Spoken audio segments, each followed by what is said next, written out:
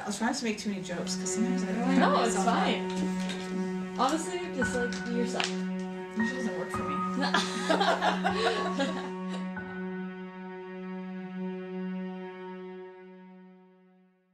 I always say that, I always joke, as I don't really think this. I always say that it turned out well despite my parents, not because of them. Not because they raised me well, but in spite of what they did to me, I turned out okay. With my family now, they're the only place I ever felt like I really belonged. Can you dance, Sarah? When my first child was 4 months old, I remember thinking, oh my gosh, it's like this child right now who is so attached to me that when I leave the room, she cries. It's like that child now being ripped away from everything she knows and being sent to another house.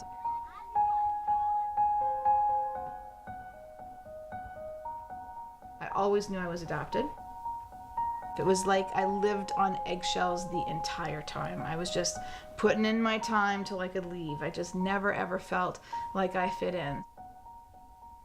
My father was a math professor. Apparently he was super brilliant, but he was also not the nicest person in the world. Maybe a lot of his energy went towards learning math and not how to be like a nice human. A lot of drug use in the house, a lot of yelling, a lot of angry people, affairs were happening, a lot of drama. One time he went on a trip. My mom told my brother and I that when he comes back, she's gonna ask him for a divorce. For some reason, she took a bed and moved it into the attic, and the plan was that she was gonna stay in the attic. When he came home from his trip, we were sent upstairs, and then we hear all this yelling, and then I heard a glass smashing. He eventually said to my mom, get out of the house, and she said, I'm not leaving without the kids. And I was kind of a black sheep a little bit for that. I was left-handed, I was adopted, and I had divorced parents. So in my head, I was like, I just didn't fit in anywhere. My relationship with my adopted mother is not as good. She has always chosen the men in her life over her children, always. And I would never do that. So I've always thought it was very weird. I always felt second fiddle. Bob and my mother got together when I was about 17 years old. Never felt totally comfortable around him. There was always something a little bit off. Turns out he's a bit of a pedophile. Bob actually did end up pleading guilty. But he said he pled guilty in order to save my daughter and I from having to testify. So he never actually admitted that he did anything, but he pled guilty. So I'm not sure there are many people in this world who would plead guilty to being a pedophile if they weren't one. I'm just saying. My mom is still with him now, and so it's been very strained. He is no longer allowed to be part of our lives. I've obviously not going to let him near my kids, and they don't want anything to do with him either.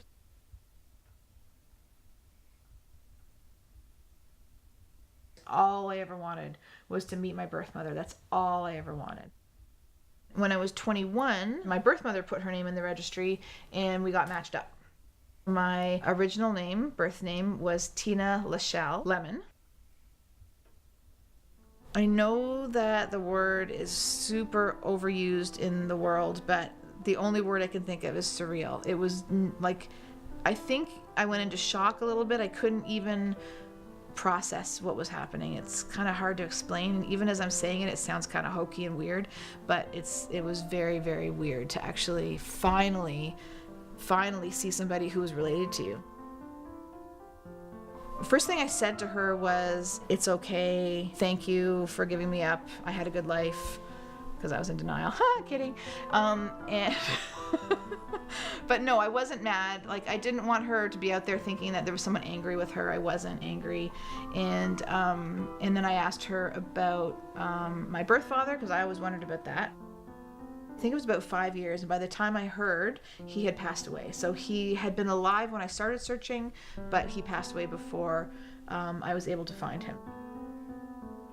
even though I was very adamant about how I'm never angry about being adopted and I'm happy about the way that things turned out, there are repercussions. Like the adoption story is super awesome because you rescue a kid who didn't have a family, and then it's amazing and it turns out all wonderfully, but sometimes it's fine, but sometimes it's just not 100% ideal.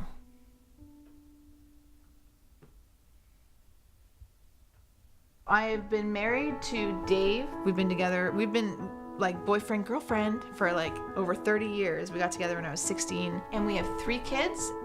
Emily is 23, Braden is 21, and Sarah is almost 18.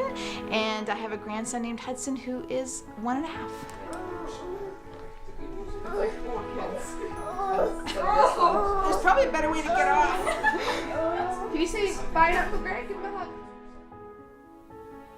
One of my friends pointed out to me that I said the word abandon a lot. I'm like, I'm not going to abandon her just to go out to a movie. And they're like, you're not abandoning your child if you're going to a movie. You're just going to a movie. But I couldn't separate the two. So I was probably trying so hard to make sure nobody ever felt unwanted, unloved, misunderstood, or anything, that I think that probably had a lot to do with the adoption.